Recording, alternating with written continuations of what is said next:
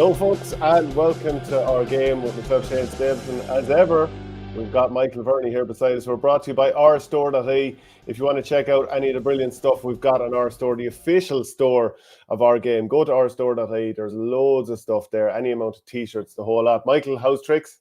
All good, Shane. Oh yeah. I don't know about you. I can't wait for Ballygunner and Piarsaigh. There's a lot of interesting games this weekend, but that game in particular, it's an inter-county standard game, really. And yeah, we're gonna give it the hype that it deserves today. Anyway, I can tell you that.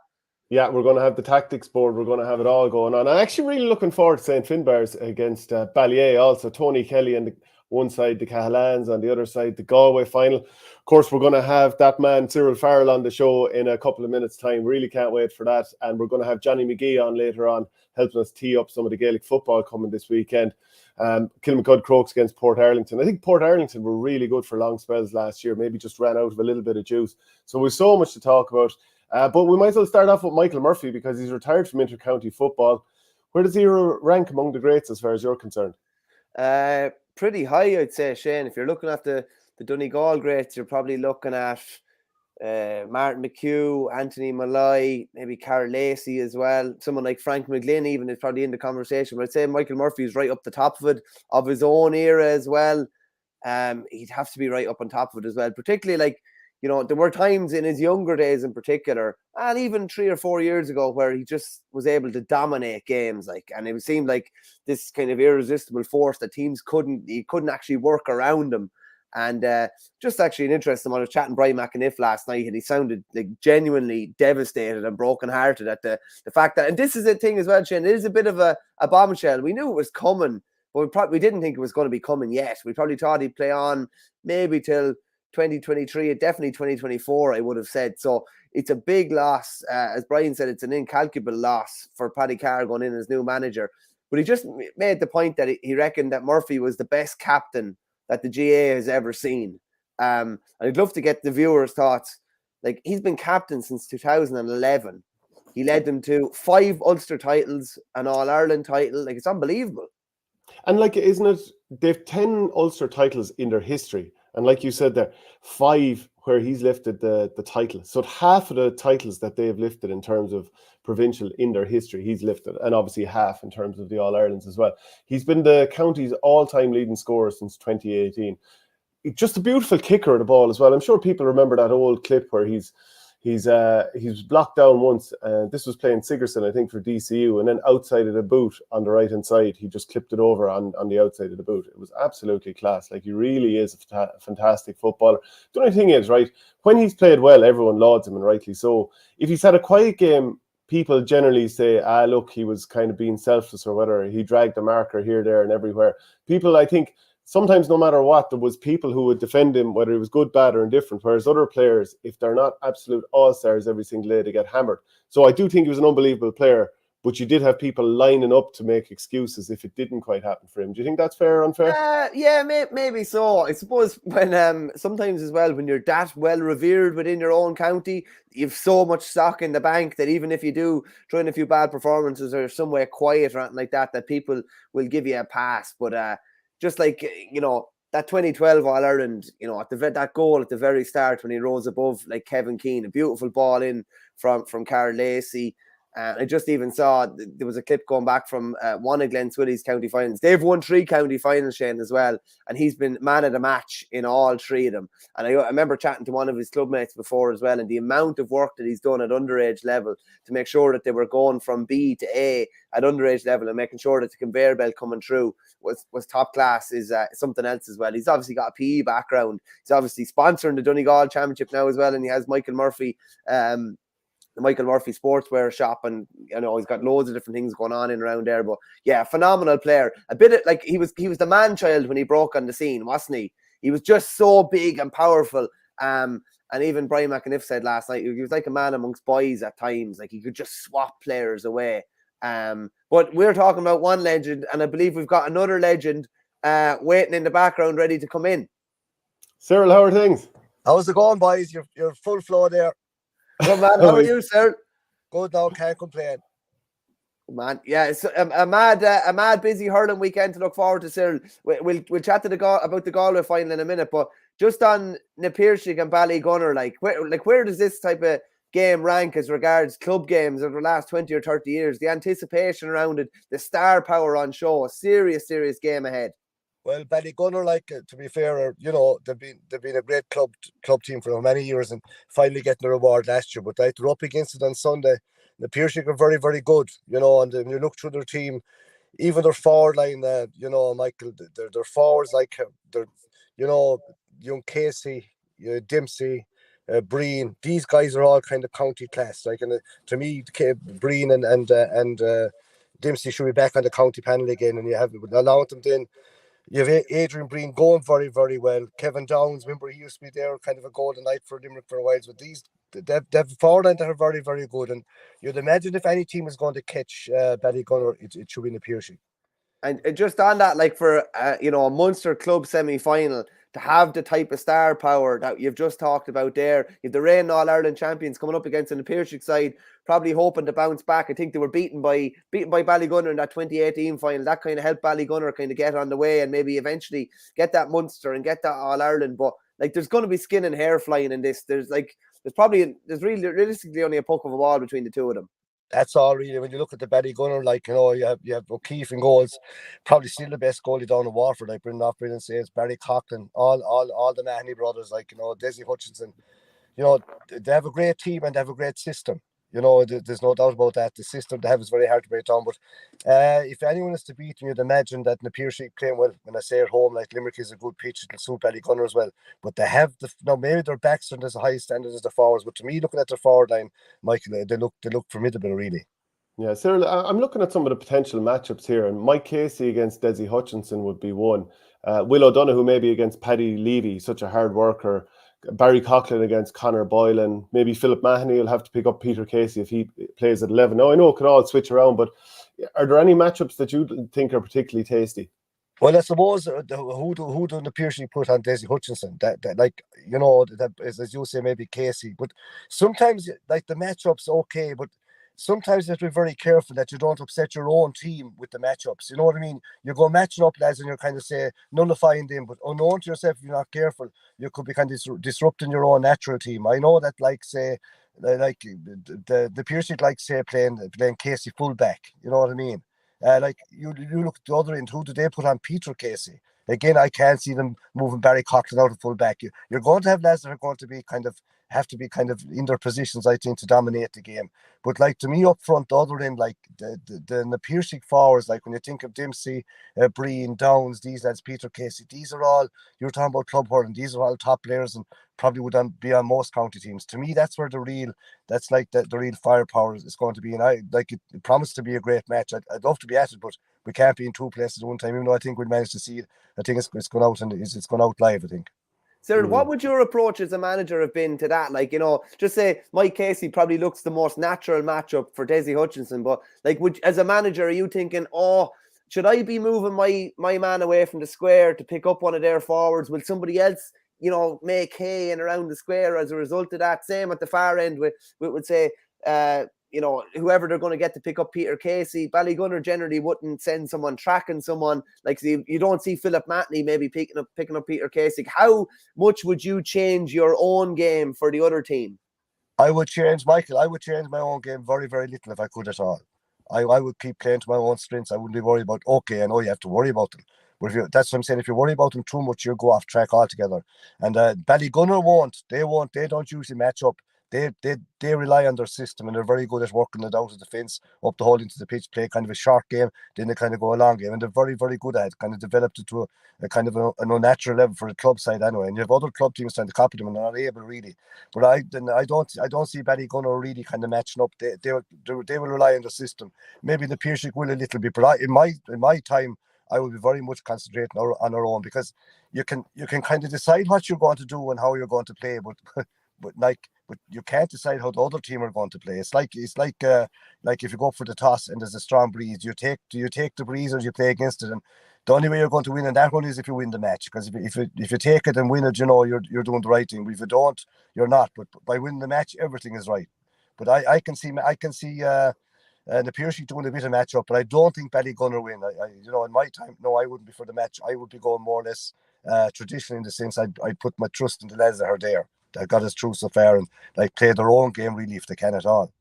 Just, Sarah, talking about heavyweight club clashes, we just have a comment in from one of our regular viewers, ML89. He says, don't think anything would ever top the 2009 All-Ireland semi-final, Ballyhale v Portumna. The build-up, the size of the crowd was nuts. I actually only watched the highlights back of that game. Do you have a recollection of that game? It was kind of billed as, the Prince against the King down in Semple Stadium. I think there was the guts of about between 15 and 20,000 down at it.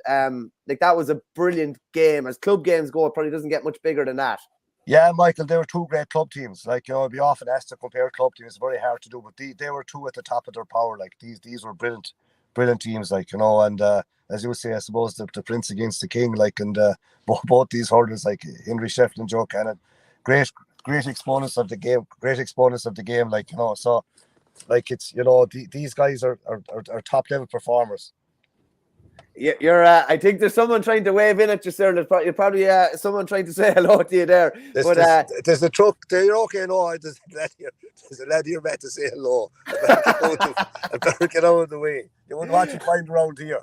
Yeah, exactly. Cyril, just on the game at the weekend again, what are the other big games that you remember down through the years that have been hyped? Like, the one that comes to mind for me even would be, and I know it went to 3 games, would be Cashel King Cormac's against Kiltarmer back in '92, because it had the whole Galway versus Tipperary element, which was fairly spicy, as you well know, around that time. But what other games would be, have the similar billing to this kind of heavyweight game at the weekend? Yeah, well, sure, there was a lot of them really, and as you said, that Kiltarmer, there was replays, and they were great. I remember going down to Cashel to see the return match between Kiltarmer. I remember coming off the pitch in Ballyslow, and one of the mentors from Cashel, we have you now, we're at home. No, it was Gerald McCarthy. Was Gerald McCarthy with Cashel that time? It could have been, yeah. Yeah, and I was saying to myself, that's probably a mistake, because the Kiltarmer team at the time would play with less pressure. Ballyslow be considered home for them, and it turned out to be a great game. It was a game, I think, that we'd say Justin Campbell had a fantastic game in that replay. All the ones were unreal. But even without the club All-Ireland, some of the county finals here at home, big builds up to them, and the stick. I remember going way back before your time. Turlough played Ballyslow in a county final hurling, and Ballyslow would have 2 or 3 footballers, Cyril Dunn and Sean Mead, playing that had won All-Ireland senior football with Galway. And after the match, Turlough won it. And I was only young then, and can still see the Turlough as they ran over and they picked up the 2 Ballyslow fellas that won the football and paraded them around the pitch. I didn't know what they're at for a while. They were actually showing that they were delighted that they won the football. To me, as a young lad, I thought it was unbelievable sportsmanship, even though they fought like hell on the pitch.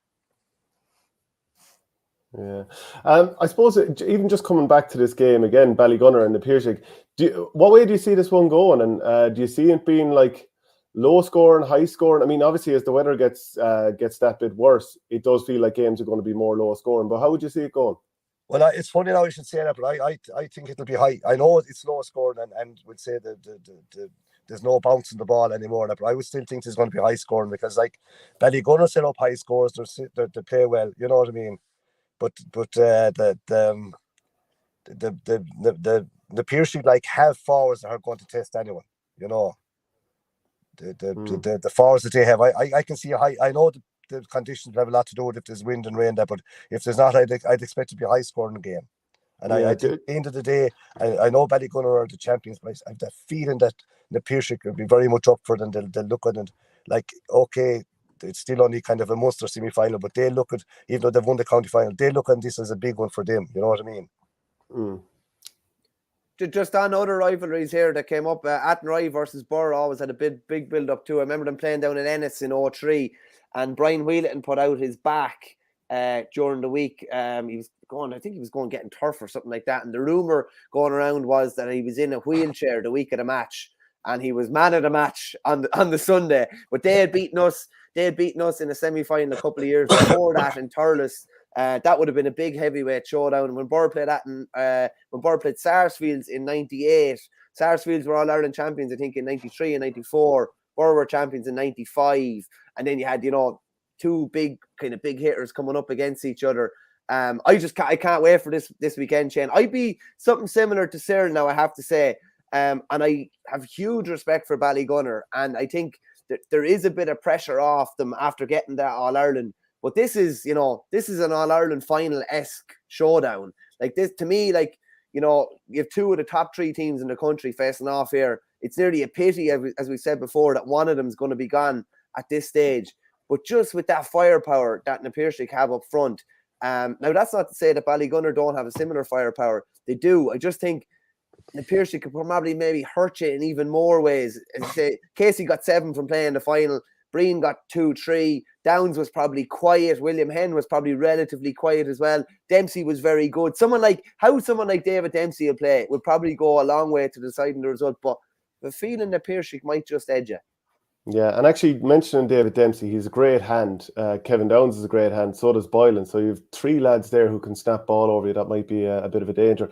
If we were to move on to the Galway final, we'll come back to the other Munster semi-final in a while, Cyril. But St. Thomas is in Loughrea. Like Loughrea under Tommy Kelly, they've been making huge strides this year. They've won every single game they've played in the championship. But Thomas's, of course, they seem to be coming to the boil nicely now as they chase 5 in a row.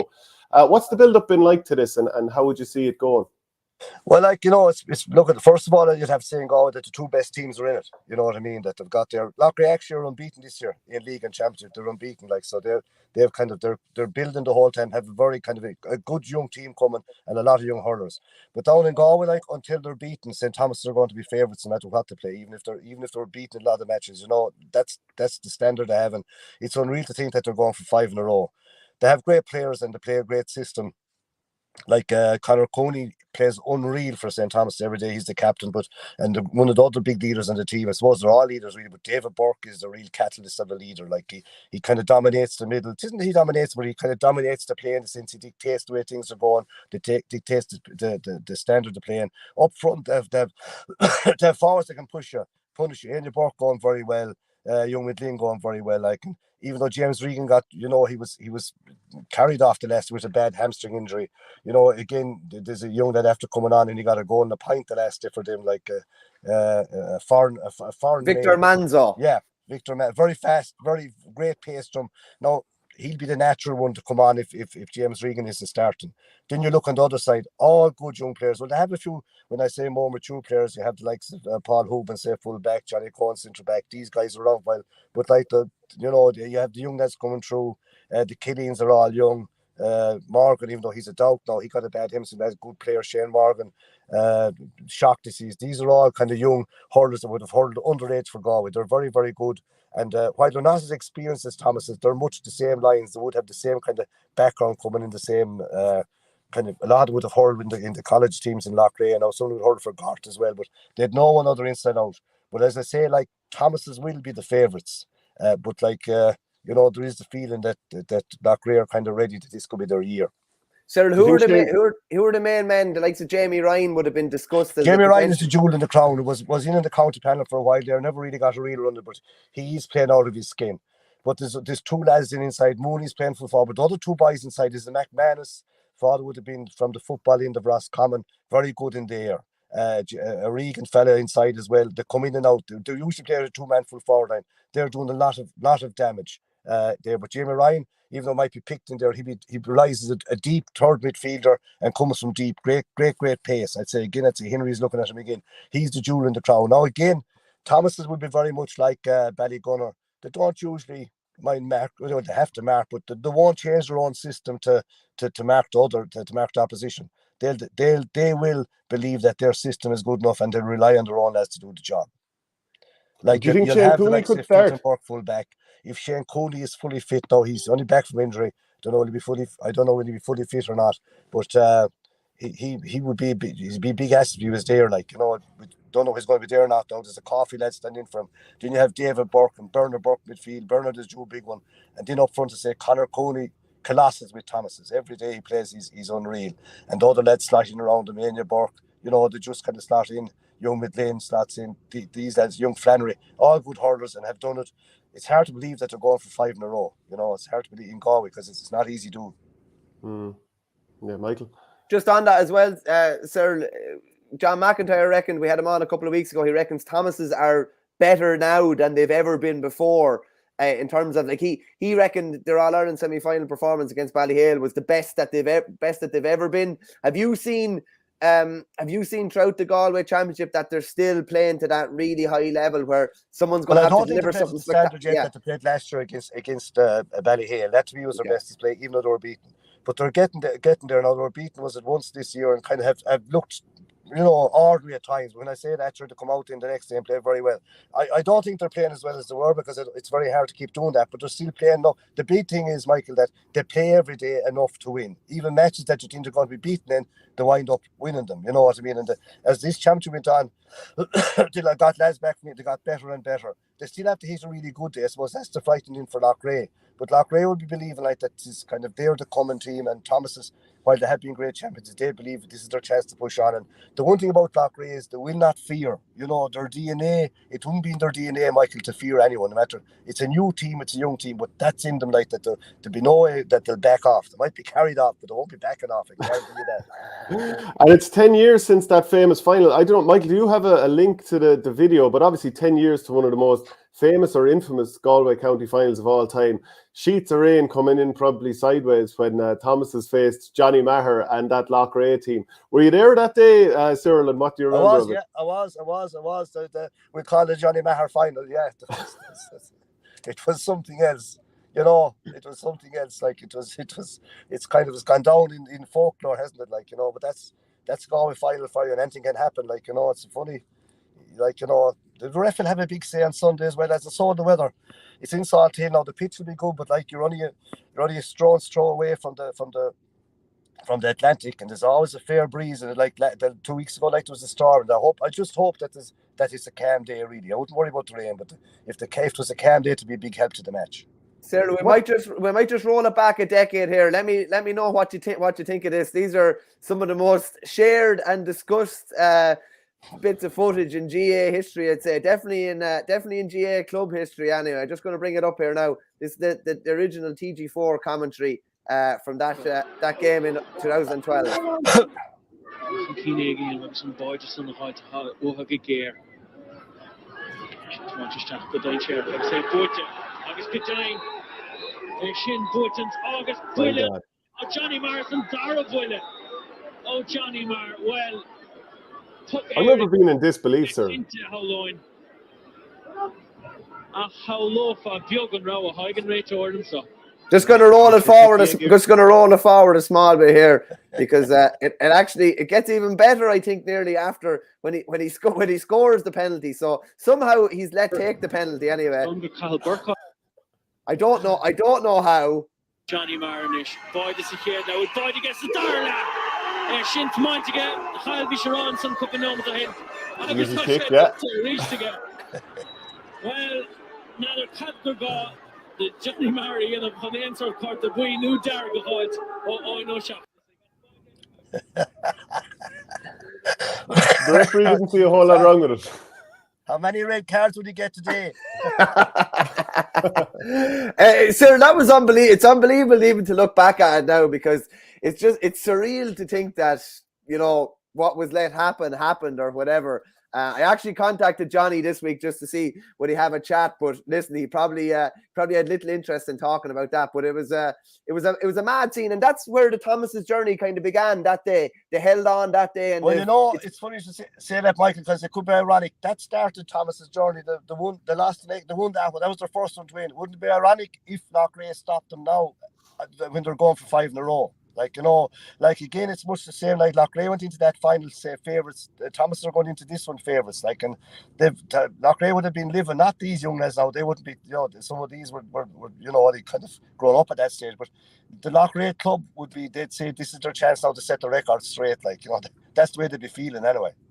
Yeah, and I suppose if you were to call it one way or the other, would you be favouring one team over the other? Yeah, well, to me, Thomas are going to be favourites, and there's no doubt about it. They have the hurling acumen to get them through. But I just have the feeling that it could be Loughrea's year. They are unbeaten, even if they won the league. They were unbeaten in the league, drew one match here and there, but they're unbeaten in the championship. They're the only unbeaten team now. To be tough on them if they're going to lose the final one. But I just have the feeling it could be a big day for Loughrea. And I suppose you've been watching the Galway Championship closely all year, and I'm sure Henry Shefflin's been up there scoping out the talent. Do you think there's any players that might have stuck their head up a little bit and maybe the hand up for Henry to notice? Yeah, well, I'd say Jamie Ryan has anyway. He's won, How old is he? Jamie Ryan, he's mid-20s, I suppose, but he's a good player. Plenty of pace, all the attributes of a county hurler. You'd have to say in your Burke the last day, even though he's been in and out of the county panel, never fully made it yet. He's the wrist work of him the last day was unreal. There's a few lads there. There's a young lad in Gart. Helbert is his name. He's 23 or 4, good hurler as well. There's plenty. The biggest problem Henry has is there's plenty of pieces. It's like he has the piece. It's like a jigsaw, but it's to put the pieces together. There's a trouble having the same quality. Like Henry could go in and say pick 30 players in Galway, and I'll guarantee you the three of us could get together and pick 30 more and pick 2 teams out. There'd be nothing in it. Like even with they having all the, we'll say the county names as yet, but you could get just as many. They wouldn't have to be on the same standard. But that's the trick is to get the best 15 that can blend into a team. And I suppose as well, even at the club championship, they have their big names when you need them, to have everyone injury free. It definitely in the club championship in Galway with the matches going so fast. The big talking point this year has been, say, the strength of panels rather than the 15. You're going to need a 21 or 2 to get through any campaign the way it is going now. Sir, I know 2022 didn't go perfectly for Galway, but they were in a Leinster final. It was the year after Joe Cannon's retirement. They were in a Leinster final. They were one of the few teams maybe that really tested Limerick. Do you think there's a lot more to come? It's going to be Henry's second year next year. He'll know the squad a lot better. Do you think there's a lot more to come and potentially Galway could be the one that could really throw it down to Limerick in time? Well, I do, because like when you look at Leinster closely, Michael, there's no Limerick. When I say Limerick, there's no one like Limerick yet established in Leinster. Now, Kilkenny will be the nearest, but they're kind of rebuilding as well a bit. So it's up to Galway. If they shake themselves up, they could be the Limerick, say, of Leinster for a few years and come through straight to a semi-final. It's there to be taken. With all due respects, you have 4 teams, Wexford, Kilkenny, Dublin and Galway, for 3 positions. But if Galway, with the talent to have moved on, they should be able to move on to be the king of that Leinster campaign and to dominate that and come in that way and then really push hard for an All-Ireland. Yeah. Just even to talk about a couple of other counties, Davies in with Waterford. I can't remember if we spoke to you since Liam Cahill, was appointed Tipperary. I think we probably did that day in Burr. But what do you make of Davy taking over? And even, I suppose, Liam Cahill did announce his panel with Tipperary yesterday, his training panel. No Bubbles O'Dwyer, so that could be the end for him in a Tip jersey. And Jerome Cahill, obviously, whatever discussions they had didn't work out. But just those 2 counties. Well, I think Waterford have a great year, because I think the system they play, it'll suit Fitzy. You won't have to switch them. That's the kind of a game he plays, kind of a fast puck out, maybe a sharp puck out now and again, playing an extra man, as he called it. He doesn't like to be called a sweeper, but like they love attacking from the back, and they have, they've probably the Ty de Burke is naturally in there. They play that natural game, and they will feel that this year they didn't do themselves justice. They know that they're better than they played this year in the championship. They did win a league. It's still a national title. Probably got caught up in the league in that they ran into the championship. There was no break in between. Didn't get a chance to kind of recharge the batteries. They're kind of a mini sleeping giant waiting to be rewoken. And I think he'll have a great campaign with them, because like he likes their style. He'll know them inside out, and he'll be new to them. Mike Cahill going back to Tip, it's a big one. Look, he always wanted to get back to Tip. There's no doubt about that. But now he has a big job in his hands, because things didn't go well. I felt that Colin Bonner was treated pretty harshly. Like the Tip board knew well coming in that whoever was coming in, it had to give him 2 or 3 years to try to reestablish a team again, because a lot of the top lads have retired and that sort of thing. Didn't get the chance. Okay, didn't go well for him. But that's nothing to do with Liam Cahill. He's gone back in and he's jumped straight back into it. What I do.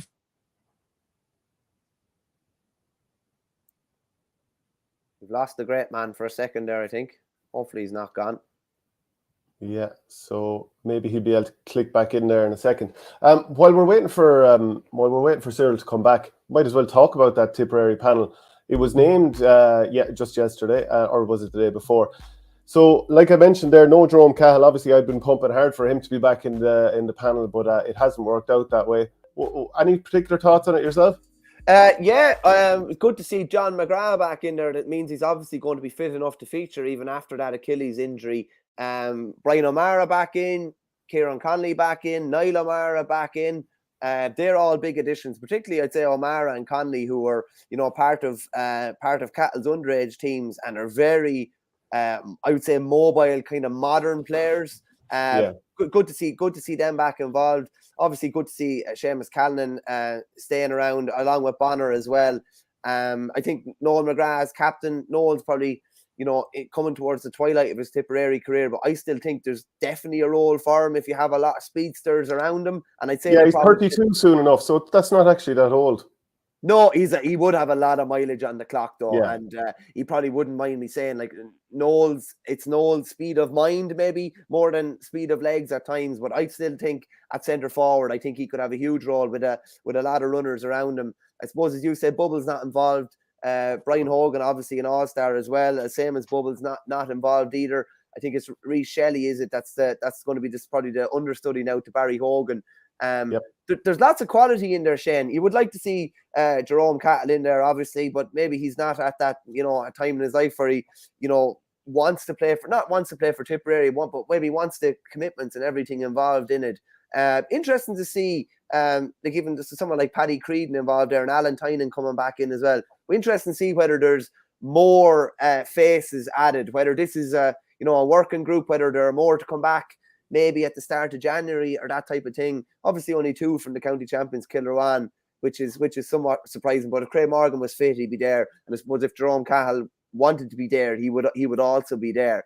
But there's plenty of talent there. And the fact that Liam has overseen their development at minor, under 20 and under 21 level, like he knows these lads inside out. They know what he's going to expect of them as well. So looking at that, I have to say, like I'm not from Tip, obviously, but it's you'd be excited enough looking at potentially what's there and what he has to work with.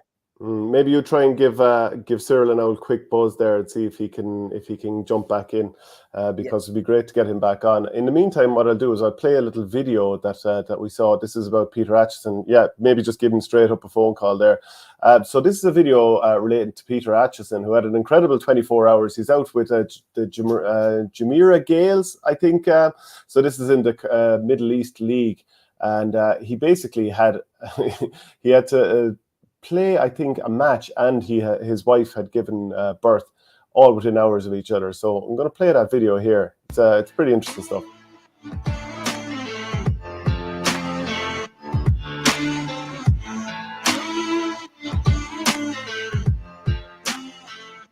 My wife was due in 2.5 weeks, but she woke me up at midnight there with a few contractions.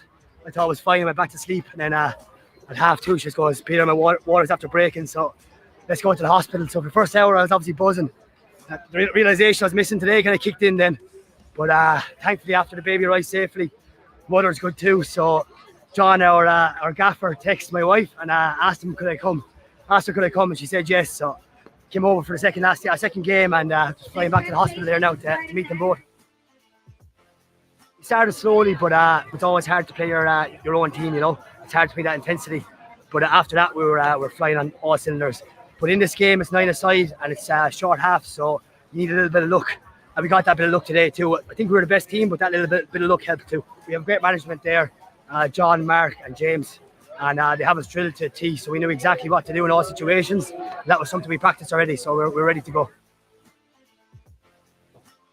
The lads for 4 years, went to Qatar for 2 years, so I'm back this year. Eric Lowndes is over from Dublin. I think he has 4 or 5 Ireland medals. Jack Savage got all Ireland medal last year. I think everybody else has played for the county underage or at some level senior. So it's a serious team. The talent is there. Just have to put the effort in, and we're buzzing today. So hopefully we can continue this now in the new year.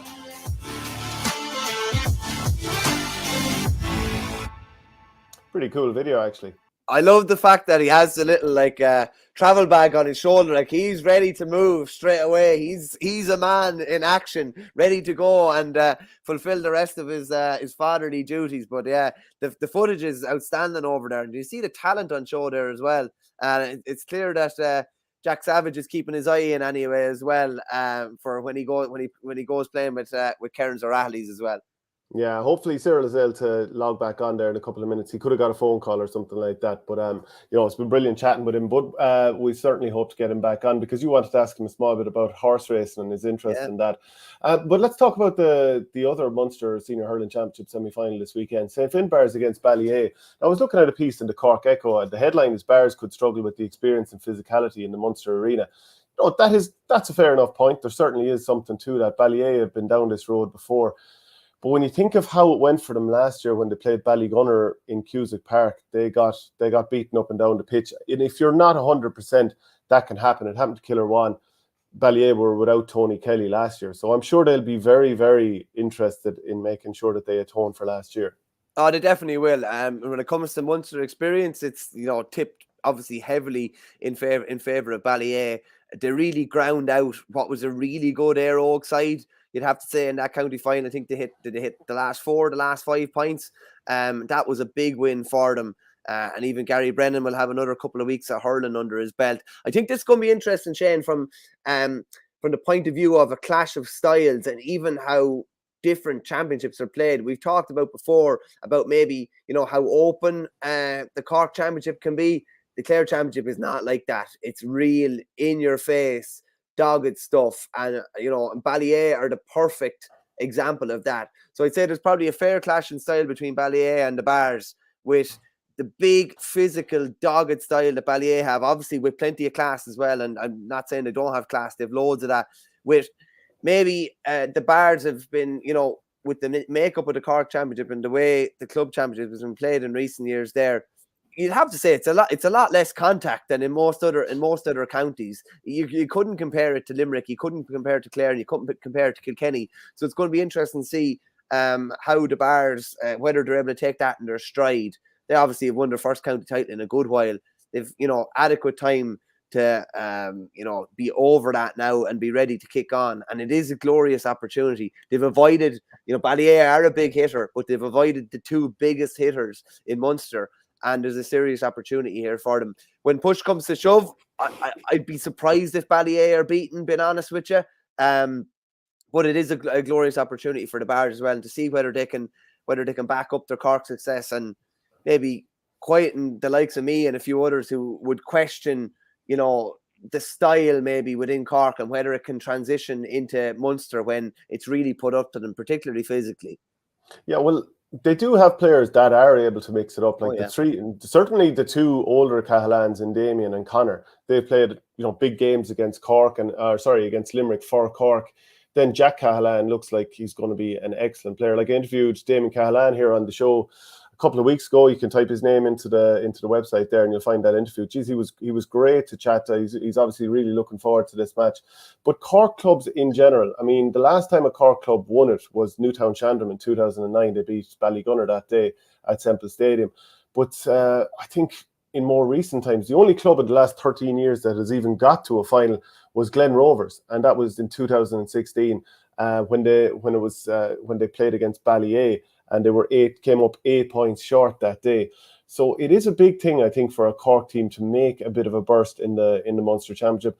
But like if you look at Ballyea and just the form that they've had in recent years, they've been very good when they've come out of Clare.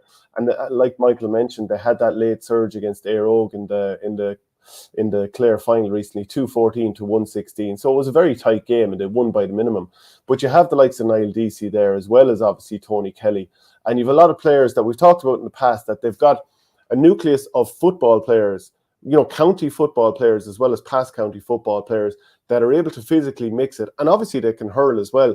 I think when you mention someone's a footballer, it doesn't necessarily mean you're downplaying their hurling ability, but they've also got Paul Flanagan. They've got Gerard O'Connell, I think Gudgie they call him. They've Jack Brown, who's played a lot at this level as well. Piarsaigh, Gary Brennan. Like, these are guys that are all able to physically mix it. And it's hard to ignore the quality that they have and the experience they have at this level. They've gotten to All-Ireland finals. They've obviously won Munster titles. It all counts. Yeah, plus Shane, at this time of the year, you're able to gobble up ground. You're big. You're able to go through that kind of heavy ground maybe a lot easier, maybe than smaller, maybe more diminutive kind of skilled players, shall we say. At this time of the year, physicality does come into it. I know from playing football, as you do yourself as well, the benefits. If you're playing quite a bit of hurling, the benefits of playing football along with it as well. You're just able to take hits. You're able to give hits. You want contact. So yeah, it definitely plays to Ballyea's strengths. So one of the other things we've seen a lot this year is a team wins its first, and we see this over the years, that a team wins its first county title, and then it struggles when it comes out into the provincial championship. I mean, Shinrone maybe is an example of that, Killer One, but obviously their circumstances were different with having only, 6 or 7 days. It is October the 16th since St. Finbarr's beat Blackrock 2-14 to 1-7 in that county final. So they, first county title in 29 years. None of these players have obviously ever won it before because, they were only young lads or a dirty look in their father's eye back when that last title was being won in 1993. But you would say they've had a bit of time to prepare for this. I'd imagine with the culture of the club, it's like we're the Bears. When we get out into the Munster Championship, we're going to make an impact. And I'm looking through the team and I'm thinking, yeah, they've got the three Cahalans that I've mentioned, but they've also got Billy Hennessy. They've got Ethan Toomey, who looks like a real up-and-coming player. They've Ben O'Connor. They've Brian Hayes, who was on the road with the Bears footballers last year when they got to an All-Ireland semi-final. They've Ben Cunningham. He's a very big physical player as well. So there's lots of reasons why they can look at this and think, do you know what? We've got a lot of experience here. We've lads who've played in All-Ireland finals. We've got guys who've played in All-Ireland under-20 finals and minor finals and all that kind of stuff here. We're the Bears. Let's get stuck into these lads from Clare. They should definitely be embracing that, Shane, anyway, and bringing it with them. Yeah, without a doubt. They have a serious heritage and history at Munster and All-Ireland level, obviously, as well as within Cork. I mean, you go down through the quality they have there. They have serious quality, serious physicality. I still just think Ballyea have that nous and know-how in Munster. And I just fancy Ballyea to get through by 3 or 4 and kind of grind them down the stretch, maybe. Would you agree that this game is becoming a little bit of the forgotten game this week? I actually think this is going to be a very good game. It's going to be a brilliant game, Shane. But it's just a matter of, you have this big giant beside you, and this is the other game, shall we say? Listen, my worry for Ballygunner and the Piarsaigh is I'm looking forward to it too much, and it's potentially we're overhyping it. Maybe the first game, is going to be tight as well. Maybe that'll be the game of the weekend.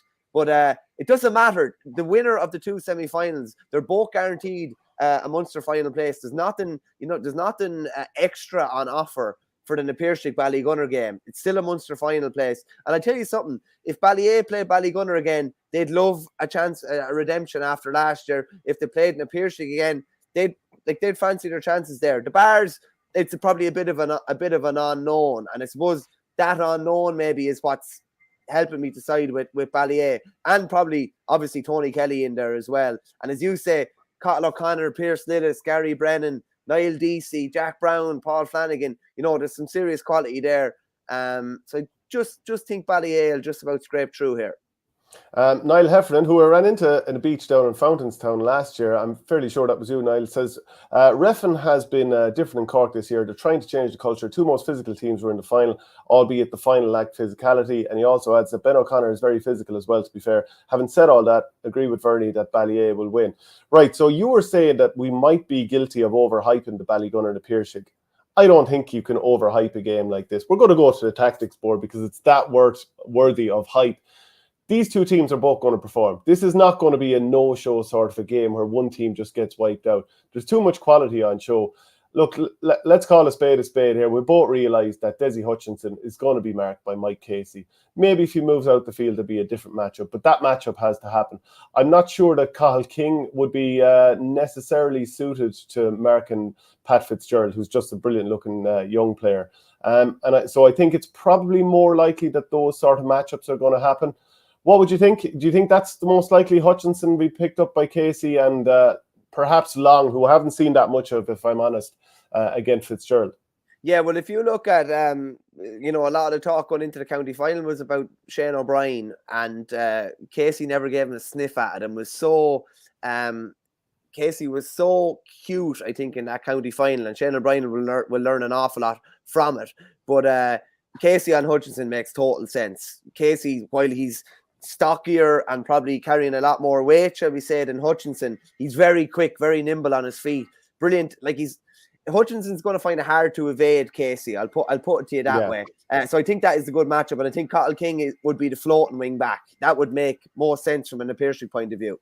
I'm wondering, is Jerome Boylan injured, or is he just unavailable, or will he be available for this game? Maybe some people who have been watching all the games or are based down in Limerick might be able to give us a sort of an insight on that, because he's a very decent player as well. Now, Coughlin against Boylan, do you see that one happening, or do you think maybe Piarsaigh will say, do you know what, we put the fleet-footed Adrian Breen in there, we'll try and bring Boylan out to the side a little bit? Well, look, there's a fair chance that Ballygunner are going to decide what our matchups are. They might send Ian Kenny out on Peter Casey. I mean, you go back to the All-Ireland Club final last year, what a job Ian Kenny did marking the danger man Owen Cody that day. Now, maybe Cody could have got better ball, but you have to say that Ian Kenny was brilliant that day. Just looking back at the Limerick final, well, I don't think Conor Boylan actually scored in it, but he was just a bit of a wrecking ball and just set up so much for other guys there. Don't see him part to the edge of the square. See him probably 10 or 12, I'd say, and out the pitch, just because he's probably not the most natural in front of the post, and he just does a lot of donkey work probably for other guys around him. And it's funny that we mentioned all those attackers in the Piarsaigh and we didn't mention him, and he's probably the one, when we're chatting Cyril, we didn't mention him, and he's probably the one that makes the whole thing tick. So I think he'll be out in the half line. I wouldn't be surprised to see this now. I wouldn't be surprised to see Dempsey close to goal either, because he has that dangerous ability to catch high ball in the air and score a goal.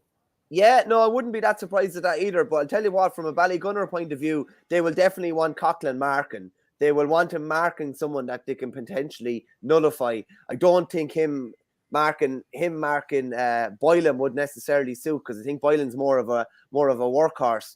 But what they do with Peter Casey would be really interesting, because he just sat in the pocket. He had 2 points in the first half, 5 in the second, was just everywhere. And I remember I said it to you before about Fergal Whiteley being one of the most accurate with ball in hand. But I tell you what, I think Peter Casey had 8 shots on goal in that county final, scored 7, and the other one ended up in a goal. There's a lot of what Cyril was saying earlier about not being too specific about man markers here. If Ballygunner were specific on man markers, nearly everybody can end up playing in a different position here. And they want Philip Mahoney sitting back. And I think the role, we haven't talked about midfield yet, but the role of the midfielders is huge, because Paddy Levy's going to sit back. Conor Sheehan's going to sit back as well. So it'd be interesting to see what they do with Will O'Donoghue, because Will O'Donoghue is an enforcer there, but he generally picks up, the better of the two midfielders and tries to nullify him out of the game and enforce his physical will on it. Who he'd pick up of those two, I'm not so sure, because him and Paddy Levy are maybe similar type of players in that they break up a lot of play and they're link men a lot of the time. So it'll be interesting to see what role O'Donoghue plays in the middle of the park as well, and that will have a huge bearing on things, because every time Ballygunner get the ball in defence, you can almost strike blind 60 yards to the other side of the field and be 100% sure, like even laterally, and know that there's going to be someone there, because Levy's usually there, Pádraig Matney's usually there, Conor Sheehan's usually there as well. So there's so many big, high-profile matchups here, isn't there? Like, just so many real. It's an inter-county-esque club game, and they're the games that we thrive on. Yeah, and like Paddy Levy will end up inside his own 45 an awful lot, and obviously Philip Mahoney. There's obviously a bit of zonal passing lads off, as in passing off certain zones where, and then obviously people filter across. If the ball comes over to the bottom part of the pitch here, you'll have lads filtering across. They just always seem to have space bottled up. And then if you're going to do like Killarwan and get dragged up the field, you're going to leave so much space at the top end for Hutchinson and Fitzgerald to do a whole lot of damage. So that's the big question for the Piarsaigh here. And I know Cyril was saying that he expects that this will be high scoring, but it depends, I suppose, to some degree, if the Piarsaigh allow themselves to be dragged upfield, or if the likes of Peter Casey, assuming that he does stay in the half-forward line, if he comes short and tries to run ball, and then, how far up do you take it before you decide we're not running into, I suppose, what you could broadly call the bit of a Ballygunner blanket back here? Will they have to shoot a little bit from distance? Does that mean that maybe David Dempsey, because perhaps he'd be a slightly more accurate shooter from distance, maybe Breen and Hen, would they be a little bit further out because they realise we can't always bring the ball in towards the D here, because the Piarsaigh or Ballygunner are going to have such numbers that we can't afford to be going into traffic, getting turned over, and then, like you said, the likes of Paddy Levy and Conor Sheehan and so on, they're going to get the ball and they're going to fire it out to the wing for maybe Hogan, who's looking to be a receiver, Mahoney, maybe Kevin Mahoney will come out here, and they look to run the ball forward, pop it in front of the likes of Hutchinson or give it to Pádraig Mahoney, then you're playing on Ballygunner's terms, and that's when you get picked apart. Question for you, Shane. Which team do you think would be more adept if the game has to be won from distance? Which team would be more adept to do so? Okay, well, again, I've brought up the map a few times here, the pitch map a few times, but scoring from distance, okay. So I'll just go through the team here. Now, again, I don't think we're going to be talking about Sean Long or necessarily Mike Foley, who haven't seen that much of either shooting from distance. At times, Donoghue can pick off a point. Mike Foley can score from distance now. Okay, definitely, yeah. Ronan Lynch most certainly can. Dempsey can maybe take one, but I think all three of the half-forward line, they've all played inter-county. I think they can all score. Boylan obviously doesn't score that much, but I think as a battering ram in there, he can be a danger. But from distance, I think there's probably 4 or 5 lads, maybe 5 or 6 lads who can certainly do it for na Piarsaigh. The other side of the field, Conor Sheehan's always good for a score or two. Levy doesn't really score that often. I don't think Mahoney or Shane O'Sullivan really come forward that often. So there's maybe one from midfield and defence that you're looking at to score regularly enough. And I don't think Ballygunner really subsists too much on long-range scores. I think Hogan, Mahoney, the 3 Mahoneys there can all score, and so can Hutchinson. So I'm maybe slightly looking at na Piarsaigh to have more long-range scorers, but I don't think the game is going to be decided for Ballygunner on long-range scoring. But I think na Piarsaigh, because of the way, but maybe it could be a stalemate. Maybe both teams will decide we're not getting dragged up the field, and then it's a case of who can sort of run the ball through the hands and get it within the 65 to pop those scores. And then the weather, will that become a big factor as well? So it just makes it fascinating. Yeah, the pitch down the Gaelic grounds has obviously been, has been re-sown recently as well. And for the county final, it looked outstanding. And I know they didn't play the Limerick football county final there as well, so it should be in absolutely prime condition. I do think it's primed I think it'll be pretty high scoring. Like a club, these two just have too much artillery at their disposal, in my opinion, for it not to be a 120 to 119 style game. And as I said about Ballyhale last week, when you have an ability, for one of these top teams can easily score 2 to 3 points within 1 minute, let alone within, a couple of minutes. So I think it's going to be a fascinating game, and there's so many different duels. And even from a coaching point of view and a manager's point of view, to see the different way that the two managers look at, to see what they view as, a good matchup for us or what's a bad matchup for them. And I know you can't exactly highlight too many bogeys within either team, but they'll definitely be trying to find some sort of area that they can potentially exploit. And listen, Shane, maybe that's a case of, we know how good Paddy Levy is on breaking ball and flicking balls onto lads. Maybe it's the sort of case where, in a way, they'll try and get him on more ball where he's actually striking ball 60 or 70 yards, where they'll allow him to strike that and see whether he's up to it in that regard, because we know what he can do on the other end of the pitch. But I just fancy na Piarsaigh by a point or two, and it's kind of part of it is gut as well, because I know how good Ballygunner are. You've a lovely gut on you. Yeah, but I know how they can break down teams, and I know their ability now almost to get scores at those really opportune times. And just as Conor Mack 123 says, Ballygunner bench should get them over the line. They definitely do have a bench. Like Harry Ruddle came on the same as the All-Ireland Club final, another brilliant goal. Like even Billy Power, is it Billy Power? Is that yeah? Billy O'Keefe? Billy O'Keefe, sorry, who was an all-star on last year's club team, is not playing a lot of the time for Ballygunner now. Didn't start against Kilruane as well. So they definitely have the riches on the line. Maybe where na Piarsaigh don't have those, maybe they don't have those same type of riches. Yeah, and they've also been using Jake Foley, Tom Gallagher, Tim O'Sullivan in recent games. I am going for Ballygunner in this game. I think they'll just have enough to edge this one out. I'd see it being one of these games that goes all the way to the wire. Richard Hogan asked, does Mikey Mahoney come deep and pick up Will O'Donoghue, especially from puckouts? I don't know if they will do matchups. I just think they will do, like, if they're pucking a ball into an area, or if they, when they're contesting puckouts, they're just going to have numbers around. I don't think it's going to be mano a mano per se. I think it'll just be lads like Paddy Levy now. Would he go and pick up Peter Casey a little bit and leave, I presume you're referring to Philip Mahoney free there. I wouldn't be surprised if that's the case. He also asked, wonder if Ballygunner will use Pádraig Mahoney as a link man, the half-forward line. Kevin and Mikey Mahoney's air of prowess may give them Stephen O'Keefe an outlet from puckouts. Yeah, and I mean, there's so many factors to this game. I just about go towards Ballygunner because of their, I suppose, consistency in recent years as well. Whereas, and I know this is to do with injury, the Piarsaigh have been a little bit up and down in the last couple of years, and I'm not doubting their quality in any way. But just in a game where I think it's a puck of a ball, I'm slightly going to edge towards the team that's been more consistent and has the monkey off their back. Just on that as well, Shane, I don't think it's any coincidence that Sean O'Donnell, who does the stats and all the performance analysis for Limerick, does it for Ballygunner as well. He's obviously one of the most successful ever in that field, I would say. But the way they play, it's no coincidence that there's great similarities in that as well. They play the percentages. They don't follow their man. Matchups don't really exist as much. They will trust. They'll trust. I know you don't like using the words process and system, but they will trust the way they play and clogging up those areas to make sure that that Kilruane broke the line, I think, once in the game against Ballygunner, and that was a brilliant last ditch hook by Philip Mahoney. They will trust themselves that they won't cough up those type of opportunities.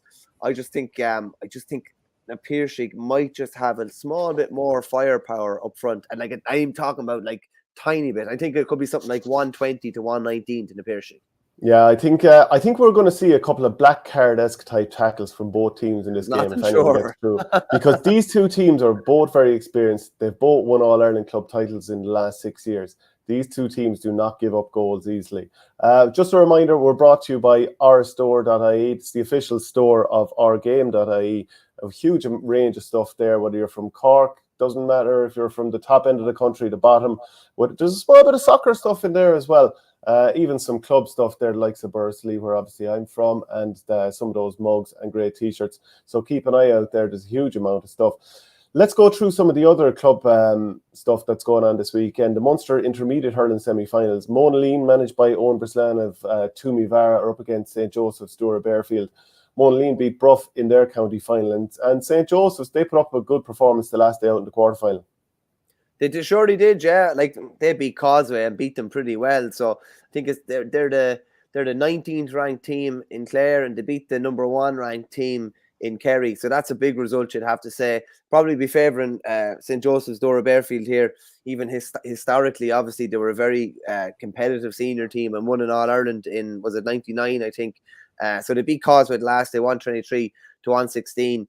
That's the semi-final. The other semi-final then is Roscrea, who many people have down as favourites. They're facing off against Inishgara. Roscrea had a big win over Ballysaggart the last day. I think they ended up with 5 goals at the end of it.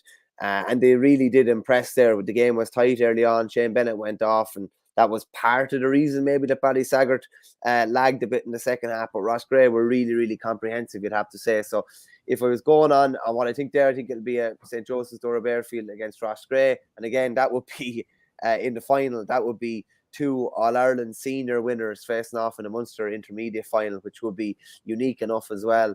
When you go down into the junior ranks, then it's the Munster Club semi-final. You have St. Kieran's against the Banner. So Shane Meehan was the main man for the Banner the last day, ended up with 2-12. He'll be expected to do the business again against St. Kieran's of Limerick. And Ballygiblin against Colligan. Ballygiblin are probably favourites in many people's eyes. So just a bit of background on Colligan. They won their first Junior A title since 1984 this year. Dan Shannon is involved with them, who was also involved with Bennett's Bridge and is going to be involved with Laois next year. Colligan haven't played since September 10th after they beat Ballygunner's third team 316 to 214. And there was 2 goals scored by WLR sports commentator Gavin Whelan, who helped the Rockies get through there. And the star players for Colligan would be brothers Dan and Joe Booth. Dan plays centre-back, Joe plays midfield. Joe won man of the match in the county final. Ross Brown midfield would have been a member of the under-21 All-Ireland winning team in 2015. Colligan obviously would be Colin Dunford's club as well. He's lined out a corner forward, but generally plays out as a third midfielder. But Ballygiblin, you'd have to say, be favourites in this game. They needed goals from Cork underage star Dara Flynn and footballer Carl O'Mahony, who's a tasty player. Edge past Grange Mockler, Ballyneal the last day. Grange Mockler, get it right. Grange Mockler, apologies. But they're obviously Munster champions and having competed at this level last year. And they're on home soil in Páirc Uí Rinn as well. So just about favouring Ballygiblin there. And after the Banner's performance the last day, probably just about favouring them to get through as well, unless Shane Meehan can be kept under wraps. But that's easier said than done. at junior level, it's very hard to find. And I know you often have teams at this level, especially when they get to Munster competition, they have probably a senior star or somebody who did play county. But like Shane Meehan, the last day out, it was the first time they'd played since mid-August because they'd been knocked out at the quarter-final stage of the hurling championship, and they were the only first team of any club left in the competition. So that's why they were nominated to go forward by Clare. And they were knocked out early in the football as well, I think, the group stages. So they'd gone a long, long spell without playing a competitive game. So for him to produce the score and display he did was great stuff. So just on that, Shane, as well, I was chatting Brian McAniff last night, and he said every time they played Glen Swilly, even if it was a league game, Michael Murphy was always there, and he was nearly always playing. And he said they always had some sort of a plan for him. They'd put their best defender on him, and they'd put a man in front of him. And he said it just didn't matter. He said big Neil Gallagher would catch a ball at midfield, it would come to the edge of the square, and Michael Murphy would end up with 112 was the figure. He said there was just nothing you could do with him. And at this level, you could even have potentially two guys tagging a fella. But if they're that inter-county senior standard, it mightn't even matter. Plus as well, if it's a case where Meehan gets a ball and he is, double marked, you'd be hoping that there'd be someone outside him ready to profit from the space that him being man marked or double marked is going to afford them. So Richard Hogan just says there as well that Ballygunner are favourites for the All-Ireland already. Surely they're definitely, after winning Munster last year, they're definitely in the mix anyway, without a doubt. Yeah, so I think Slaughtneil would be huge favourites to beat Portlaoise in the Ulster semi-final this weekend. The winners are going to be up against Dunloy of Antrim the next day out, which will be very tasty. But just if you're to go back to the Slaughtneil's county title victory over Kevin Lynch's, that was 218 to 1-8. So Mickey McShane's side were never really in bother. But it was a Derry 10 in a row. Can't be too many teams that have done 10 in a row. We've talked about 8 and 9 in a row. 10 is fairly good going there. And Chrissy McCaig and Shane McGuigan, they've played in all 10. That's some going when you consider what they've won in the football side of things as well, not to mention provincial titles in both codes also. Yeah, it's serious going, and I'd say they love nearly switching codes, to be honest with you as well, because it does refresh you. I know we went playing a bit of football with Burr when the hurling was over, and it's just a different focus. And I'm sure they'd enjoy that as well. And maybe it means that they have to go back to Rory Gallagher a little bit later, so they might miss a bit of that kind of winter slog as well. So I'm sure they're keen to give it another good rattle again. They've been in around the mix in recent years. Obviously, pushed Ballyhead close a couple of years ago, pushed Ballygunner close last year. They're 1-16 to win this at the weekend. Very hard to make a case for Portlaoise, and I think that Ulster final against Dunloy is one that we would be hugely anticipating. And because you'd imagine from a Dunloy point of view, they're thinking that the gap is getting smaller each year, and that potentially this could be the year for them to knock Slaughtneil off their throne. Yeah, so there's other games going on this weekend as well. You've got the intermediate semi-finals in Ulster, Middletown Na Fianna against Aero Carrickmore, and Leitrim against who's it? Gael Cluna. Some of these names that are put in Irish. Cluny Gael. Not simple though. Yeah, we're put under awful pressure with these fixtures at times in terms of just them putting the names in Irish. And then Shane O'Neill's are against Satanta in the Ulster Junior final. The Connacht intermediate final, Killimer against Turin. Killimer beat Meelick Aircourt by 13 points to 9 in their county final, which sounds like a bit of a slog of a game. You'd imagine it being Galway, the rain was coming in probably sideways and maybe from the ground up, you wouldn't even know. And Turin beat Ballyhawn. It's 114 to 2-5 in their Mayo final. So they'll be looking for a bit more provincial success there. And then the junior final in Connacht, you've got Ballygar against Easkey. So let's talk a little bit about the Leinster Football Championship in football. And we're going to have Johnny Magee coming on in a few minutes. But there's other games here to also tee up before we come back to that semi-final. The Downs are against Ratoath. So that's the Meath champions up against the Westmeath champions. You expect, it's been so long since a Meath team made a real fist of it in the Leinster Championship. Do you think there's any chance that Ratoath could get it done here? Yeah, well, I think Ratoath were only junior, I think, in 04 or 05, and then they won intermediate a few years after that, and now they're obviously winning senior titles, and they've won 3 out of the last 4, I think. They've kind of really ground out the games. Summerhill was very, very tight. The quarter final against Rode was very, very tight. But they just ill-tempered as well. Yeah, a bit. Even though by all accounts, and I know David Brady's been in the firing line a good bit. I believe he was, pretty much innocent the last day, and that it was more provoked or whatever. He was standing in a certain spot, but I believe he did very little yesterday, and that's coming from a neutral, so it's not coming from either side. I don't think there'll be too much going on up in Croke Park. It's very, very rare you see an altercation involving a manager in Croke Park nowadays. Well, a lot less rare. Anthony Cunningham and Brian Cody would have been that great one in 2012, and I have to say, Cody was like breathing down his neck. He was breathing down his neck, and you have to say it was after Davy Glennon won the free, which Joe Canning subsequently pointed. But it would have been very easy for Cunningham to back down. I think Mick Dempsey was in around the scene as well around the same time, but he stood up to him. But Ratoath, this is a glorious opportunity for both Ratoath and the Downs. Luke Loughlin has been shooting it out for the Downs this year as well. They were obviously they beat Lomans in the Westmeath final and had a good win the last day over RD, where Loughlin again was very, very good. So tough game to call. Haven't seen either of them in the flesh. I've just seen clips and bits and pieces. But again, they're both getting to play in Croke Park, which would have been unheard of really at the start of the year or even a couple of years ago. And one of them is going to be in the Leinster final, which you wouldn't have said, particularly from a Meath point of view. They've been really struggling at club level in recent years, so a glorious opportunity for them. Yeah, so Niall Mitchell, who's obviously a county hurling star, he's also playing for the Downs, and he was talking about how maybe, Desi Dolan might be sniffing around, but he is committed to Joe Fortune's hurlers, and he goes in the Westmeath Independent. I know the football people want me to play for the county, but at the end of the day, I'm with the hurlers for 7 years now, and we have a strong team.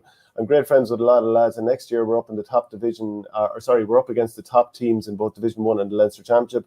Once the football is over with the Downs, and I hope that's not for a long time, I might take a week's holidays and then I'll get back in with the hurlers. So in terms of this game, he talks about we're a driven bunch and we want to see how far we can go, that we've won the Westmeath title after years of trying, 17 years actually. We're a confident young team and we're really looking forward to Croke Park on Saturday. Not too many clubs get to play there. If you're lucky enough, you might get to play there with your county. It's every club player's dream to get there. We're at the right age now. We're not too young and we have very few lads in or around 30. I'd like to think that we're in our prime. We're anxious to put in a good performance, whether or not the result goes our way. If we perform to our capabilities, we'll be there or thereabouts. And he also adds that Ratoath were a step up in class from RD. They gave the ball away a bit and we controlled possession against them. And I'd imagine Ratoath are going to be a lot safer with the ball. And Lar Wall's preparation has been 100%. He knows a lot about them from his time with Kells. It's another blue jersey we'll be facing after St. Lomans and RD. So that's going to be a tasty one. Again, we'll come back to the Kilmacud against Port Arlington game in a while. We'll talk a little bit about some of the other games coming this weekend. Dunshaughlin will meet Cooley Kickham's, and Colm Nally, who did our coaching clinic in Father Manning Gales not so long ago, he's involved with Cooley Kickham's. He was Meath coach for several years there under Andy McEntee. So you'd imagine he'll know Dunshaughlin very well. And then Mullinavat/Mullina Vegas will be up against St. Mogues the Feathered. And you want to write the record when it comes to Mullina Vegas, don't you? In what way? You were saying that I wronged you the other day. Oh, yeah, you rang me and said we were live on air, and I said, I think Mullinavat were in Leinster Intermediate final, and you looked like you went to Wikipedia and found that they weren't, but they definitely were. I knew they were. They were in it 3 years ago. Mullinavat have won 5 of the last 6 Kilkenny titles. They had 12 on the Kilkenny squad that won the All-Ireland Junior this year. They're not a bad side by all accounts. And Michael Malone, who's the kind of captain and talisman, he kind of drives Everton forward from centre forward. I was chatting to the coach the other day, Jamie Fenley, son of Liam, obviously, who's a 2-time All-Ireland winning captain. And he just said, basically that football is, no matter what way you look at it, football is like a 4th or 5th nearly distant cousin to the hurling in Kilkenny. And that's just the way it is. And he said, we're no different than any other club. When the hurling was going on, we never even thought about football. They won the football in May and basically never thought about it until the hurlers were out. Then they said they had a chat with some of the hurlers and said, listen, we'll facilitate whatever you want if you want to give this a good go. And they've given it a great go. They beat Bracknell the first day, coming off, people talk about the layoffs. They were coming off a 5-month layoff. And by all accounts, they played very little football. And it didn't seem to bother them. And then they beat Shandonna, the Westmeath Intermediate champions, the last day. And interesting one here as well. So a lot of the Mullinavat lads or the Vegas boys, as they're called, not even Mulna Vegas, they're really called the Vegas boys. I was reading a report in the Kilkenny People from Robert Cribben, and there were reference to the Vegas boys. A lot of them would have went to school in Good Counsel, New Ross, so across the border in Wexford, and they would have went to school with a lot of the fettered lads as well. So while usually when Mulna play, there's not that much known about them, fettered will know quite a bit about them. But what way are you pronouncing fettered? Fettered. Fettered. See, yeah, but you're thinking of the fettered in Tipperary, which is feathered. Yeah. This is fettered. Did they pronounce it that way?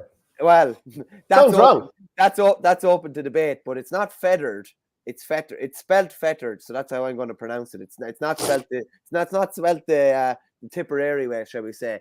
But I'd say Mulnavat might stay going here. They're underdogs here, but they've been underdogs in every game. They're on home soil. I think it's in Callan on Saturday. John Locke's, yeah. Yeah, so I think they might be able to stay going. They've been underdogs so far, and I said they'll know their opponents fairly well too.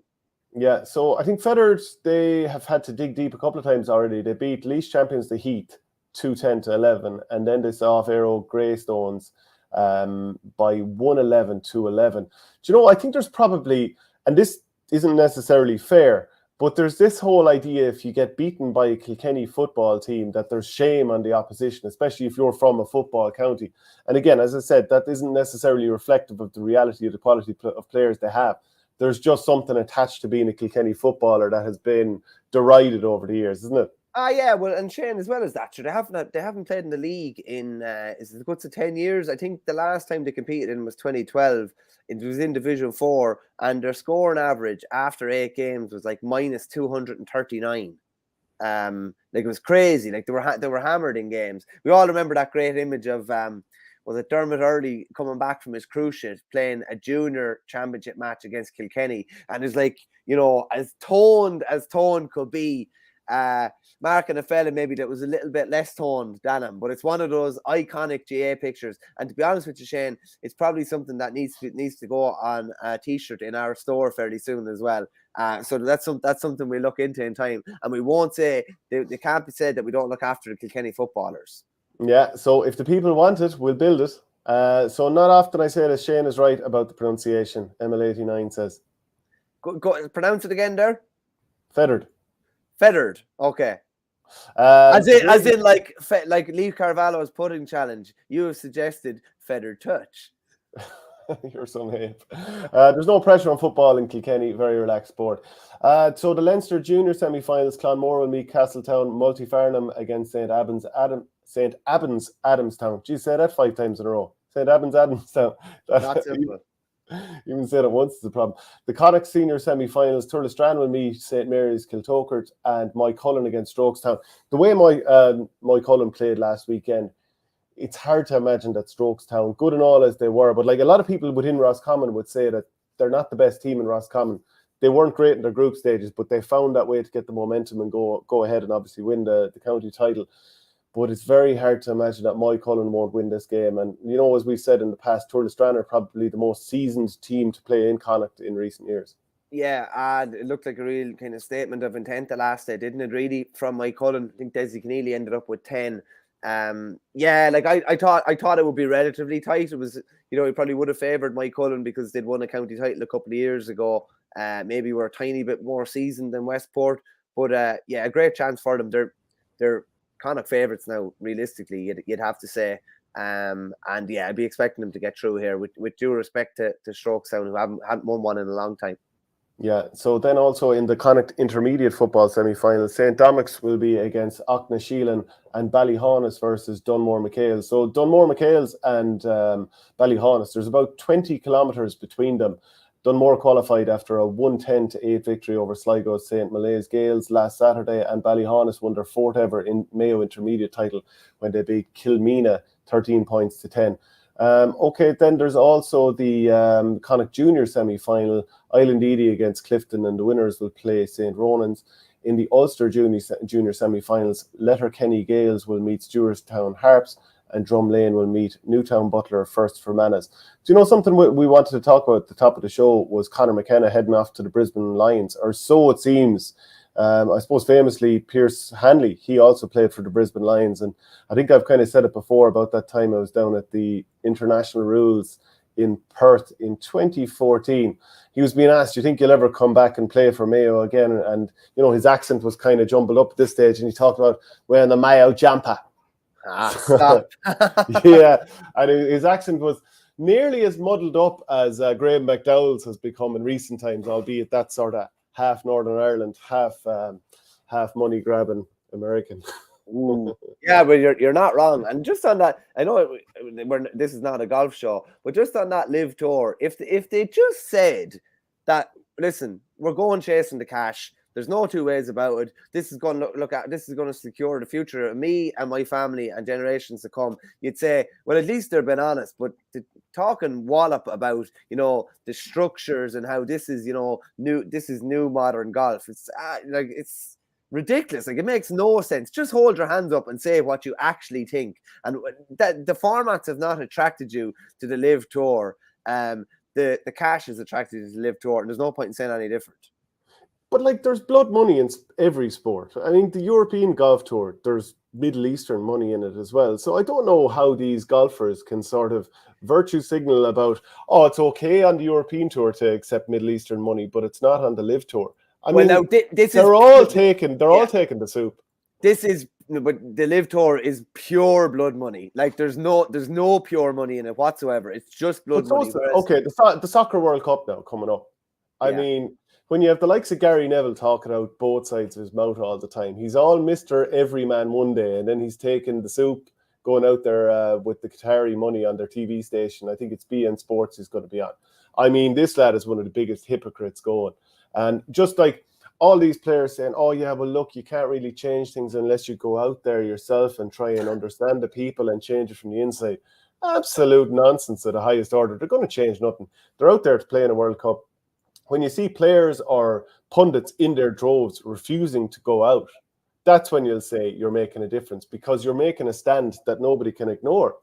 Was it 8 out of 10 cats where he was eviscerated on, and he didn't? Yeah. He really didn't know what to say. Here's one for you, because I know we have Johnny waiting in the background. But will it ever come to a time in the GAA where there's like a club, will say, or a county being backed by someone, even privately, that is really, really murking the waters? I wonder will that happen. I wonder will that happen in time. Hopefully not, but it's definitely infiltrating a lot of other sports.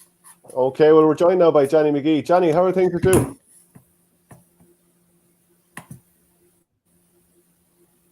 Can you hear us okay there, Johnny? Hey now, yeah. Need to turn up the volume first. Okay, how are things with you? You keeping well? Not too bad. How are you, lads? Good. You look like you just come in off the golf course. I wish. Coaching kids. Yeah. Making sure it was well wrapped up today now. You're Is it Geraldine Moran's that you're coaching in? Yeah, Geraldine Moran's. GPO there for Geraldine Moran's there. So okay. Fighting the good fight against Cyril and Crokes. Give it to him, Johnny. Give it to him. Start as you mean to go on. And how much do you enjoy the coaching, Johnny? What do you take out of it yourself? Obviously, you're given to the players, but what do you get out of it yourself? Look, I don't see it as a job really. You know, each day is different. You know, you're in the schools during the week, and then I run the academy down on a Saturday morning for the club, and so every day is different. You know, different kids, different personalities. So there's never a dull moment. You know, so look, you know, like the time flies because look, you're moving on from different age groups. So you can be dealing with a 4.5-year-old to a 12-year-old at different stages. So yeah, look, it's enjoyable, and look, you interact with the kids and the teachers. So there's never a dull moment, you know. So there's always something going on. There's always great little characters and stuff like that. So yeah, look, it's hugely enjoyable. Don't see it as a job. So look, and I'm outdoors all the time. So not stuck. Lucky enough, I'm not one of those desk people, so to speak, or. I wouldn't like to sit beside the desk. I did it for a good few years with VHI when I was younger, but huge enjoyable. It's been some year for Kilmacud Crokes. I mean, they've completed the double, but also the ladies footballers. Can you talk to us about the journey that the club is on at the moment? I doubt they've ever been on such a high. Yeah, listen, come here. Look, it's been a massive few weeks. All right, you know. I was obviously more happy, obviously, for the girls, to be honest. The lads have already tasted that victory before, and being able to achieve that. So, and I suppose the girls winning Dublin was a bit more kind of more poignant for me in terms of personally. Like, obviously with Lauren, won her fourth Dublin title, but the fact that like my mum was involved with setting up the ladies section in Kilmacud, her and a few other mothers, along with John Sheridan, God rest the pair of them, who passed away in the last year. But she was a part of those mothers where she was sick and tired of going to my match or Darren's match and having to entertain our little sister. So there was a few other mothers who had daughters as well, and they came together and they set up the ladies section, and they got the first intermediate final. They got to my sister was playing, and Lauren was the mascot, and Lauren was 3 years of age. So and then you fast forward then 20-something years later, 22 years later, and Lauren wins her first senior title. So it was hugely very emotional. Obviously, my mum not being around, her year anniversary now is next month, but it was just nice to be able to share that moment with her and my dad. So probably a bit biased to the fact that I enjoy the girls more, but it's been a massive testament to the club. A lot of good coaching has gone into both codes, or all three codes, and the Camogie section have been doing well as well. So it's the volunteerism, which is I think it's massive. Could particularly look with the numbers that you're dealing with. I think it's the people forget, because we might be a lot of numbers in the club. The same volunteerism goes into it. There's poses different things in terms of facilities, administration. Each team has to have an administrator, but there's two on some teams, because trying to organise facilities around South County Dublin is a logistical nightmare, and trying to find different venues. As you would know with Cooley, it's just in terms of trying to find venues and stuff, it's a challenge itself. But what I do believe is the testament that goes back on those coaches who have their fingerprints all over the boy, or the lads, the girls, hurling and football. For me, that's the credit goes to them more than anybody else, because they've all been involved from those young lads and young ladies from academy level, which is massive. And it just shows, this year when the lads got beaten the All-Ireland final, 36 of the lads who talked out are from the academy, so which is massive. And the last time we were in the final, I was lucky enough to be captain of that group, but within that group there was Lee McBarron, who is a teacher in Outlands College in Slaughtneil, and his wife played for the club, and his boys play for the club now, and he's a manager in the 16s. Adrian Morrissey was on that All-Ireland team from Wexford. He's still playing for the junior. There's an elite junior team where there's former lads who have won All-Irelands, and they don't train. They're the social team, but we call them I call them the All-Stars, or what's the Harlem Globetrotters, the Crokes Globetrotters, because there's all the lads who are former All-Ireland medals, but he's still involved. And you have Brian Cameron then as well, who was part of that winning team, and he's a teacher in Sandyford, and he's been with the senior too. So those lads have integrated themselves into the community. Same way, my mum's from Wexford. She set up her roots in Slaughneil, so it's great to see that the 36 lads were homegrown, and I don't think people realise that. And are you on that Globetrotters team there at the moment as well? No. I give up to my last involvement with Kilmacud was being beaten by Ballygunner in the 2012 county final. Now it was difficult to walk away, but I was 34. My knee is gone. I've no cruciate in my right knee. I tore that cruciate in 2002 against Meath. A bit of a late tackle from Donald Curtis, but we won't go into that. But that won't be like them now. No, it wouldn't be like him at all. But the knee's gone. I remember my last year being involved, and you have 2 days training Tuesday, Thursday. After training on Tuesday, I try and get up in the morning, and my wife was there. What are you doing? I was like, no. I said, look, it was just the body couldn't handle it, and just the knee and the back gave out, So even if I tried to go back with that social thing, I wouldn't last any time. So just trying to keep the weight down and trying to keep the walking going if we can. So we're trying to get me steps in when I'm coaching the kids. Good thinking. Do you think the Crokes ladies can go on and, like, is an All-Ireland title possible? Obviously, they were devastating against Tinnahealy in the Leinster final. Yeah, listen, come here. They're in All-Ireland semi-final now in 2 weeks, and it's a huge opportunity. Feeling a bit for Lauren now, in fairness, she's away travelling. So, yeah, look, it's a massive opportunity. They have a great chance, great opportunity. You know, when you get out of the minefield of Dublin and Leinster, you know, I was apprehensive of Leinster because, look, you had Dunboyne who were there. Now, I know they were missing Vicky Wall. And then you look at Tinnahealy, who are a great side, who lost only by a point or two last year against Dunboyne. So I was there at that, like, okay, made it caught Dunboyne on an off day and played well, and then they backed it up with a very good performance. Ava Rutledge was class the last day, scoring a hat-trick, you know. And now the surprise element might not be there now with the next team to play. I didn't even look who they're playing next, but yeah, look, it's a massive opportunity. When you get the All-Ireland series, particularly this time of year, you know yourself, winter football, different kettle of fish. Unless you're playing at Croke Park now, like Croke Park is fantastic all the way through. But any other pitch outside Croke Park this time of year is a minefield. So the chances of you making mistakes, you can't rectify it the same way you wouldn't in summertime, because you can get back or get a track back or you get a hand in. Whereas you make a mistake now with the football, you're not going to get back. So it's about minimising mistakes, as you well know, in terms of hurling this time of year as well. It's like you're trying to limit those. But look, yeah, massive opportunity. And look, fingers crossed they do it. You know, I'm sure Lauren is probably missing out a small bit, but she's sending on enough videos. I think she's in Vietnam at the moment, so she's having a ball. Like, she's put that out.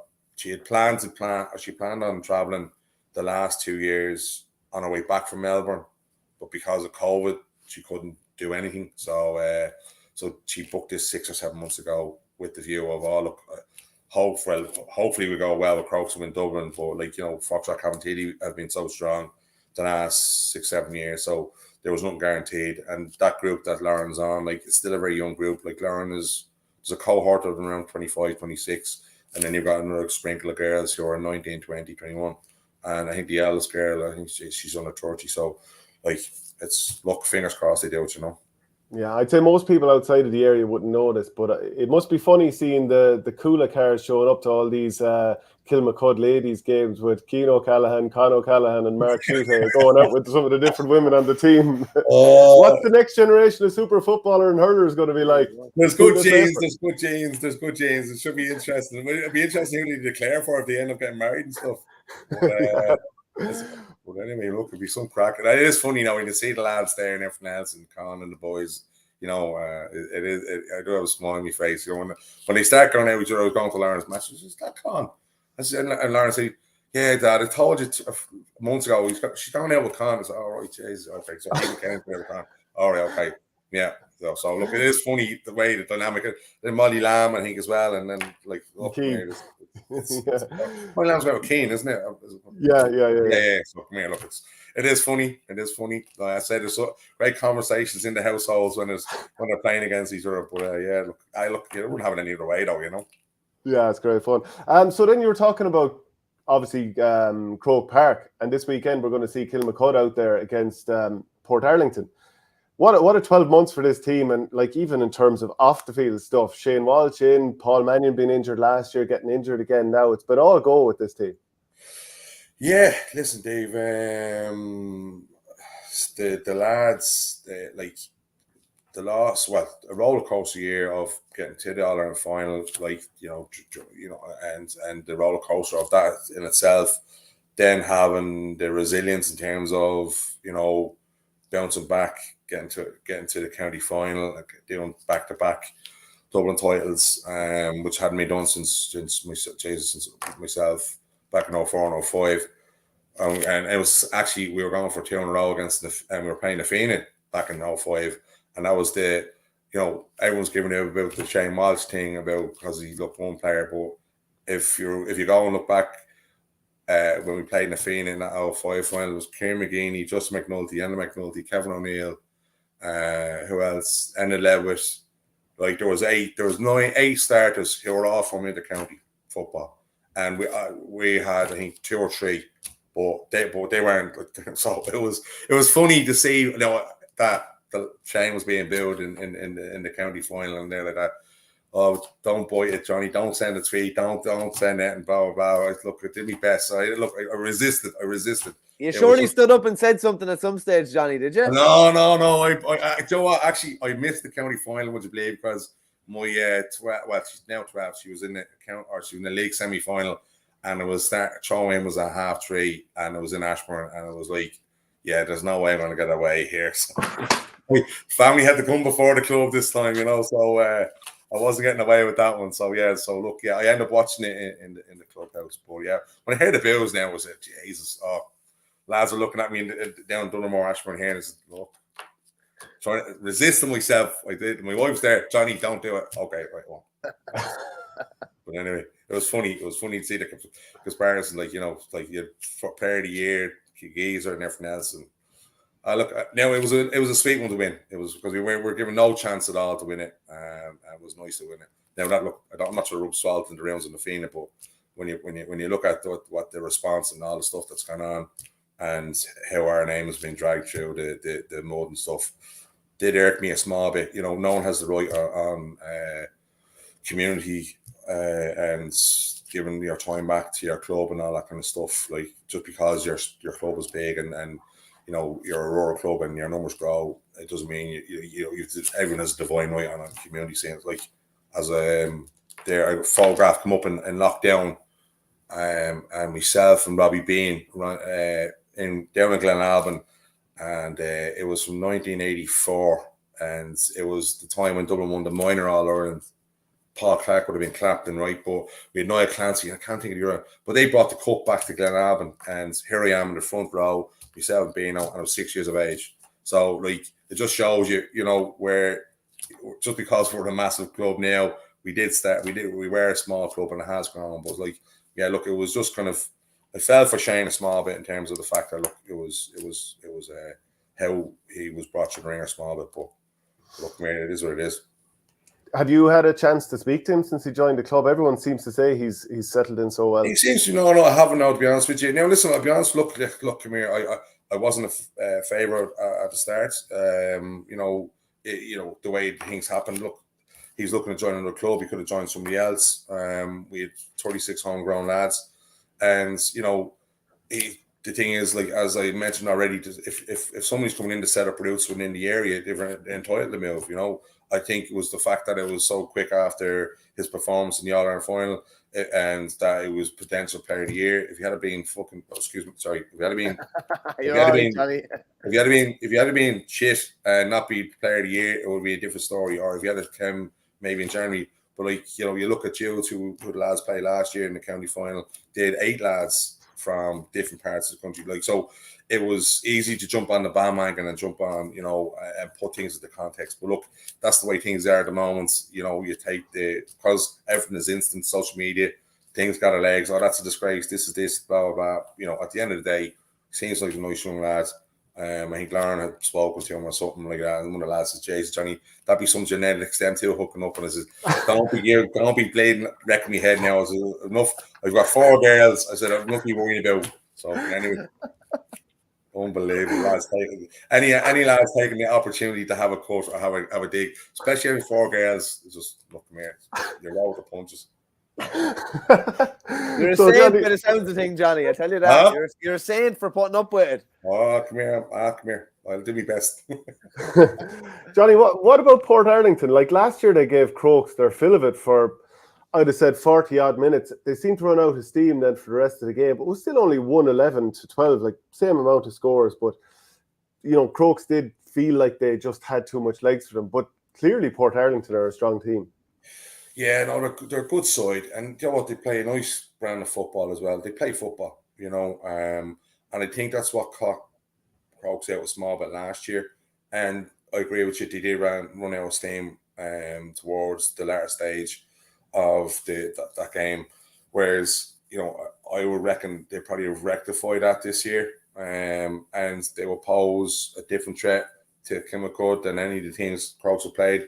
Like, because any team Crokes have played, you know, this year in the current Dublin Championship, or even sometimes like even last year's campaign, last season's campaign, is that, you know, if they're given Kilkenny, you know, the one or two players at the back. Like Crokes have got very good footballers through each line and can play football. But if you're going to allow them to play football, they're going to punish you. So I think Portlaoise can ask questions of them on the back foot, and I think they play a nice kicking game of football. And you're going to play a kicking game of football. Is your way you're going? Is that Croke Park is the ideal pitch to execute that game because there's so much space. So I think that's where, like, it's not going to be a foregone conclusion where like Crokes obviously are down as favourites, but like Portlaoise are probably apart from Kilkenny beating them obviously, but I just think Portlaoise were probably the best side to be played leading into the campaign last season. You know, bar Jules, look, Crokes did well to win the championship, turned around last 10 minutes. Jules probably kicked it away, but other than Jules, Portlaoise probably the best side that Crokes played last year, other than Kilkenny, you know. But you know, they played a nice brand of football, and like Ian Murphy and Colin Murphy last day against Palatine kicked 3-7 between them from play, you know, 3-8 from 3-8 in total from 1 from 3. Like, that's some scoring. But look, as you know, Robbie Badjo will be meticulous, will identify who their key players are, and will identify certain jobs for those. You know, Michael Mullen, who's I feel has been very, very consistent in his performance the last 2 years, probably doesn't get the recognition he should. At times he's been the unsung hero and done very well. So I won't be surprised if he gets a call up from Dublin. But I'm sure he'll be detailed to mark some of the lads there. But it'd be interesting to see what way they go about it. But I think Portlaoise would have learned an awful lot more from last year, and then putting back-to-back titles and then going on the run now. I think, you know, it won't be easy going for Crokes lads on Sunday. What do you make of Pat Gilroy rejoining the setup under Desi Farrell? Like, I believe they're close enough, aren't they? Yeah, no, listen, come here. Well, I don't know if it's close enough in the Fianna and the Vinces. Yeah.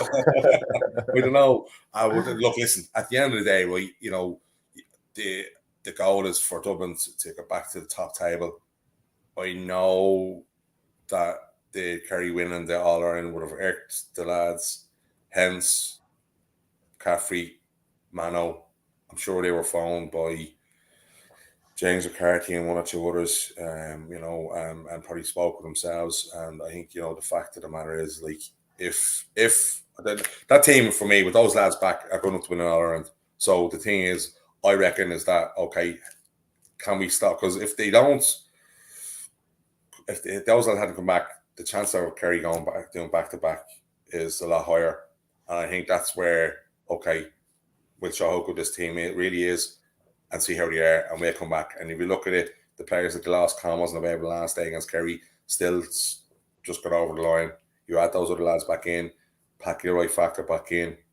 So there'll be like a mutual or respect straight away from Gillers, because the lads know what he did previously, and it'll only raise the standards in the group. And for me, by Gilroy coming back in, the two lads coming back in, for me, they're favourites for the All-Ireland going forward, because I think there's a bit of hurting from the last 2 years or so of where they've been and where they've ended up. And I think, look, it's a massive boost for Dublin to have Gillers in there, because look, he'll find it all. And look, credit to him, not too many lads will turn around and be able to turn around and after winning All Ireland and as manager before and grow in and be the number 2 or number 3. But just shows you the character of the man. And look, I like Gillers. I play battle against him a lot of times with Gilmore Good and that, but like, hugely respectful of what he did, and for me, doesn't get the credit he deserves for how he turned that around. Like, it took 3 years to win that All Ireland, but he changed it. It needed to be changed because the lads didn't play for each other, didn't trust each other. There was a lot of backstabbing at the time when I was playing. There was fellas out themselves, so he changed the mindset, changed everything. Like, the difference in terms of mindset where I come from playing with Kilkenny and the standards where we were at that time, like, we were winning championships up Leinsters and All Ireland, and we had a certain standard. And I just, like, when you go back in the county, our standards were a lot higher in terms as a group and what it was about and how we went about things. When Gillers come in, totally changed. And look, and then obviously, look, you've got the master himself, the Mr. Mickey Whelan in the background, who was a fantastic coach, and he was my first manager and I was on 18, 19 when they brought me in, and like he was ahead of his time. You know, so there's one or two stories you could tell about Mickey coming in and the training we were doing, and then I'm slagging. I think it was Piarsaigh? Oh yeah, Piarsaigh and Mick Galvin. They were over Plunkets, I think, and they were doing some warm up in Parnell Park, and Mickey Whelan says, Jays, look at the two is. I said, I was doing that with you when you were training me. You thought I was fucking mad, and now look at you, you're doing the same day tomorrow. You know what I mean? So it's great for Dublin. Look, I think it's maybe I'm being bit the Dublin hat on me, but I just think it's a massive coup, and it makes Dublin favourites going forward. Johnny, it looks like Dublin are literally throwing the kitchen sink at this kind of next year. If you look at, to me, I think both Pat Gilroy and Desi both deserve a bit of praise in the sense that Desi's swallowing his pride by bringing Gilroy in. And that's not saying he's an ego or anything like that. I'm just saying he knows that maybe he needs another body in there. Pat is swallowing his pride. He doesn't need to be the number one man. Mannion is back. McCaffrey is back. Like literally, it looks like everything has been thrown at trying to get the All-Ireland back next year. Yeah, no, absolutely. And I think, fair play, as you mentioned there, you're spot on. I think it takes a bigger person to push the team ahead of yourself. And that's been a big thing about this Dublin team over the last 10 years, the collective and for Dublin. And that's been a huge part of what Giller's put in place, and then what Jim Gavin then obviously instilled as well and built on what Giller's did. And, the fact that the two lads can park their own egos and go about it. And that was the big thing when Gillers took over, and obviously Jim installed it more, was the ego was gone. It was about the collective and, about the process. We hear that word and everything else. But for me, I think the lads would have been hurting the last 2 years. You can't tell me, look, if Dublin hadn't lost a couple of lads, and for me, maybe they should have at least another one All-Ireland with Desi, with that group. But look, come here, there's always transition. Losing Crokes was massive, trying to get over that kind of loss of your natural born leader. Does take, particularly in the position that he is, in terms of kickouts and strategy and everything else, and the standard that he would have had,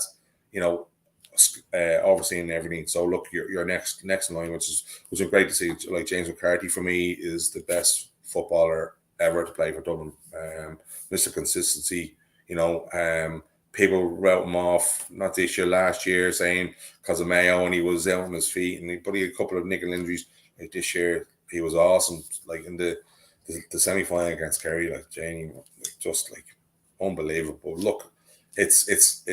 I hopefully look as a Dub boys. I hope they do it.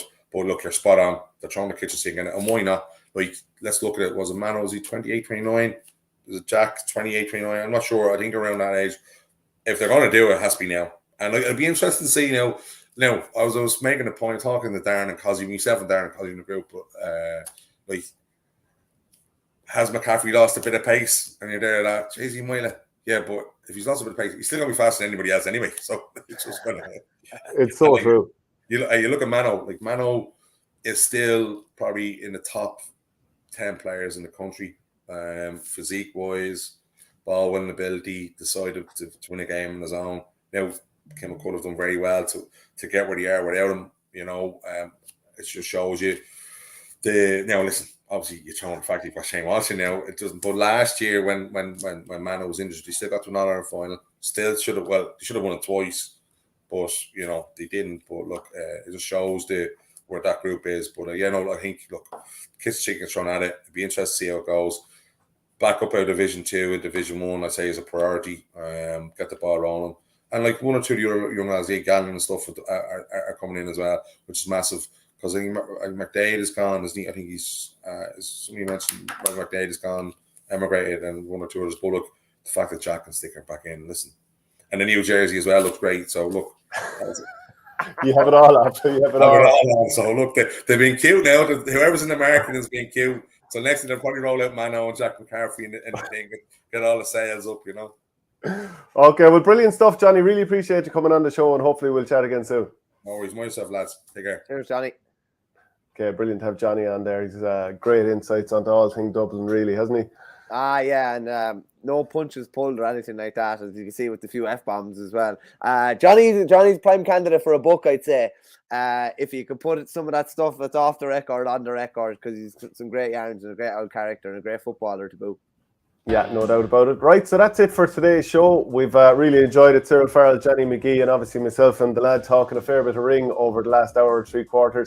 We'll be back again on Monday reviewing it all. Thanks very much, Michael. Cheers, Jenno.